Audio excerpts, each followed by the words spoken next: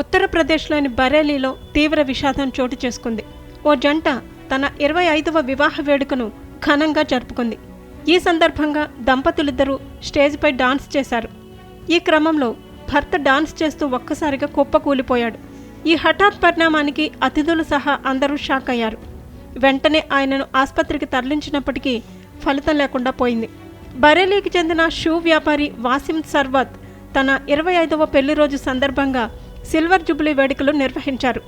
వాసిం సర్వత్ వయసు 50 ఏళ్లు. అతని భార్య ఫరా స్కూల్ టీచర్గా పనిచేస్తున్నారు. వీరికి 2 కుమారులు. కుటుంబ సభ్యులు, బంధుమిత్రుల సమక్షంలో వాసిం దంపతులు ఆనందంగా వివాహ వేడుకలు జరుగుతుండగా వాసిం దంపతులు కలిసి ఆనందంగా డాన్స్ చేశారు. ఈ క్రమంలో డాన్స్ చేస్తూనే ఒక్కసారిగా వాసిం కుప్పకూలిపోయారు. వెంటనే అలర్ట్ అయిన కుటుంబ సభ్యులు ఆసుపత్రికి తరలించినా ఫలితం లేకపోయింది. అప్పటికే వాసిం మృతి చెందినట్టు వైద్యులు నిర్ధారించారు. దీంతో ఆ ఇంట విషాదం నిండిపోయింది. ఇది గుర్తించలేని హార్ట్అటాక్ అని సీనియర్ కార్డియాలజిస్ట్ ఒకరు తెలిపారు. రక్త ప్రసరణలో సమస్యలు కానీ, గుండెలయలో సమస్యలు కానీ అంతర్లీనంగా ఉన్నప్పుడు ఇలాంటి పరిణామాలు జరుగుతుంటాయని తెలిపారు. కాబట్టి ఊపిరి తీసుకోవటంలో సమస్యలు కానీ, గుండెలయ అసంబద్ధంగా ఉన్నప్పుడు కానీ వెంటనే వైద్యులను సంప్రదించాలని సూచించారు.